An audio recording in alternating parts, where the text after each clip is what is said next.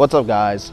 This video is going to be on who I feel are the top 8 most underrated characters in Smash 4. And I've always been hyping this character up on Twitter, man. I've been talking about this character. I got a lot of pride in this character for no reason. But I think, I'm gonna start off. I think Jigglypuff is one of the most underrated characters in Smash 4 for these reasons. Well, one, I feel like the reason people actually think Jigglypuff is bad is because she is one of the lightest characters in the game. It's actually very hard to land her rest kill, which, you know, is strongly recognized in Melee as one of the best moves in the game, possibly. But what about Jigglypuff's strengths? Well, Jigglypuff's back air is actually a great killing tool. Not only that, she's very proficient at edge guarding with a long-lasting nair, a great hitbox on her fair, and she can still use the back air to kind of wall opponents off of the stage. Stage spikes are readily available, especially with the long-lasting nair. I don't know how many times I've actually stage spiked people with that move, and I feel like people really do sleep on just how important edge guarding is in Smash 4. Even though everybody can grab the ledge, edge guarding is more aggressive in this game than ever. So yeah, Puff can do that, and Puff actually has a great recovery due to her multiple jumps and being floaty.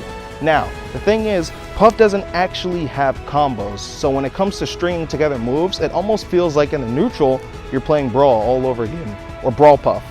So I could understand where, you know, not having kill throws or throws into moves could be a little lackluster, but it just makes it so you have to play an even more patient game. I won't say that she can't kill, but she definitely has to work for her kills. But I don't think she's as bad as people are making her out to be, whereas like one of the bottom characters in the game. Looking at you, Hungry Box, I don't agree.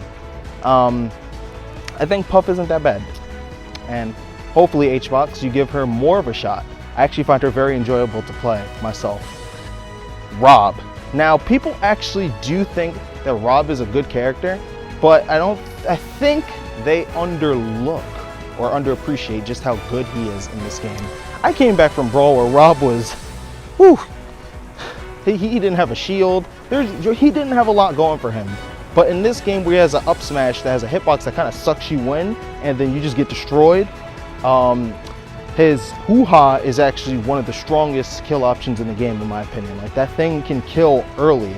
I feel like Rob has gotten significant buffs in this game that do bring him up, but some people are kind of still counting him out as maybe like a middle tier character or one of the lower high tier characters. I think Rob actually has a shot at being a top 15 character in the game, as long as Rob players continue to push his meta.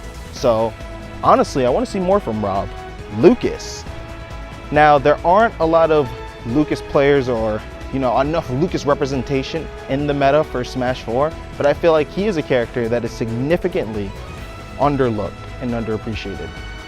Lucas not only has a variety of kill throws, but he has follow-ups off of his throws as well. Now, while he relies on a tether, that doesn't stop Zero Suit Samus from being one of the best characters in the game, or other characters from landing the grabs either. And his tether also aids him in recovery. So not only does Lucas have a very strong recovery and very solid tools for killing and for racking up damage, his neutral is not that bad. And so it's really confusing to me how people kind of think Lucas is just not viable or not a good character. Sure, you don't really see Lucas in tournament, but maybe that's because some of the best players just aren't using him. Or maybe it's because some of the people that are still working on to becoming some of the best players are not, you know, there yet, and they main Lucas. And that's fine, because with progress comes reward. So I really do hope people continue to play that character and some new Lucas players start to rise up and really prove that he is indeed a viable character. I pull Lucas out from time to time, but I have Ness, so you don't really see Lucas. Yeah, I think he's good. Toon Link. Now, people are just starting to get onto the Toon Link train, thinking, man, you know, this character's not as bad as I thought. Because when the game first came out, most people thought Toon Link sucked. Me being one, I thought Toon Link actually was, you know, a big downgrade from Brawl, but it didn't take me long to realize that Toon Link is actually not a bad character at all. In fact, in some ways he's better in this game than he was in Brawl. Hyuga and Zahn are, I believe, the two Toon Links that are really putting in work. Zahn being from here in the West Coast, and Hyuga being all the way down in Mexico. The character has a lot of potential, and I don't think his potential is capped yet. Of course, he does have some struggles like other characters, but I can definitely see Toon Link making his way into being a top 15, if not, a top 20 character in the game. Has very good kill options, I'd say. Has a great kill throw. His back throw at the edge is pretty damn scary, especially in comparison to, all the other kill throws we got in the game. Very nimble, quick, small, so he's easy. It's easy for Toon Link to get out of combos, essentially. So I'm not surprised that Naru lost to Hyuga when Toon Link seems like pretty damn hard to actually combo into that, up B kill confirm. Yeah, I think Toon Link's pretty good, man. And I'd like to see more from him, actually. Falco.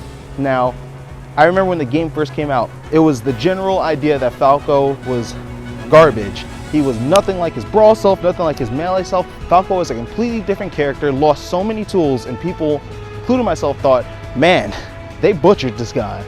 But with patches and buffs, Falco became even more and more of a threat, where Keitaro, ex-Falco main, well, actually, sorry, not ex-Falco main, but old Falco main from Brawl, he actually started off not playing the character. But once receiving these buffs, he decided to give it a real chance, give Falco that one last chance, and it's become his main.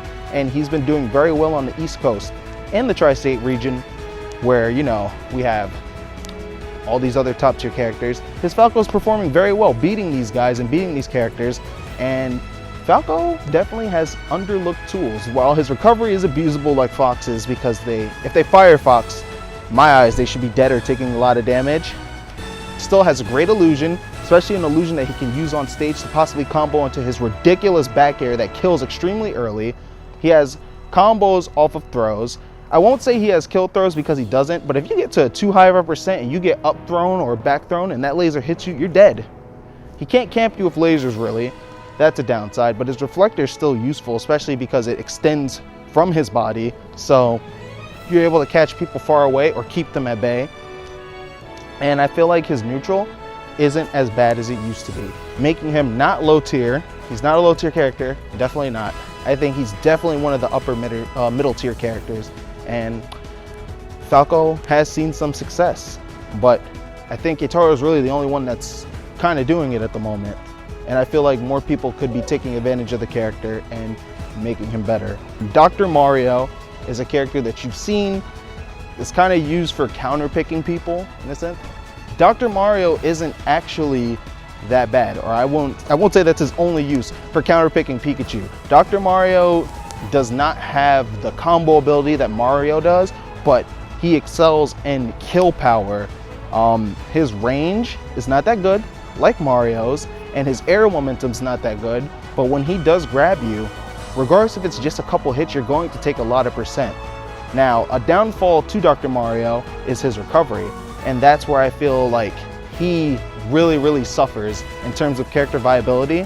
So I won't say that Dr. Mario is one of the better characters or that he's severely underrated, but some people actually have him like as bottom tier, don't play him. That's not the case in my eyes. I do think that Dr. Mario does have some credibility to him, especially now after being, used in competitive play by other top players, and he's shown to be quite useful. I think Dr. Mario is severely underrated. Well, sorry, not severely underrated, but just underrated a bit. Lucina is different from Marth in her properties, but I feel like the general idea of how to play her is not too different from Marth to warrant her being like a bottom tier character like some people have put her in, or the tier list as a bottom tier. She's absolutely not a bottom tier character. No way in hell. And while she doesn't have a tipper that can kill extremely early as Marth's, she still has base damage from her sword. The base of her sword is very strong. So while you don't have to be pinpoint accurate like you do with Marth, you're still going to end up killing people. You can still edge guard people like you can with Marth because they generally do have the same moveset. Just doesn't click with me how Marth is that much better than Lucina when it's just their properties that are swapped, and it's not a dramatic swap. Marth may have the upper edge, but Lucina is not all the way down here while Marth is here. It's just doesn't make sense to me. And last but not least, I actually give this character a hard time, but I think over time he's proving to become more and more viable. Mewtwo. Now, Mewtwo is one of those characters that has great tools in some ways, but he's just so damn light and big. So not only is he combo food, you can kill him easy. I've killed a Mewtwo at 60% with a back throw as Ness. That should not happen to a character. Mewtwo realistically is not even that light, so it doesn't make sense. I don't know why Sakurai made him that way, but I guess that's what happens, right? Mewtwo has a great time walling people out, and a defensive Mewtwo is an annoying Mewtwo. I'm talking about blue. So if you have a fast character, you can kind of rush Mewtwo down and overwhelm him, and he's easy to kill, so that's fine. And he's easy to combo too. But outside of those two weaknesses, I think Mewtwo not only has great kill power and good kill options with an up throw and an up smash, but his overall offense, if done correctly, can be a little bit scary. Mewtwo can pressure you, especially with a fully charged Shadow Ball. That thing, if it's not killing you, it's doing like almost 30%. And if it's not doing almost 30%, it's whittling your shield down very, very small. And so Mewtwo is underrated in my eyes. I don't think he's one of the greatest, but he's somewhere in mid-tier, in my opinion. And I think people give him a hard time. I used to give him a very hard time. But over time, Mewtwo's starting to prove his worth. I'd love to see what Abadango does with the character or where he takes him. But that's it for my top 8 most underrated characters in Smash 4.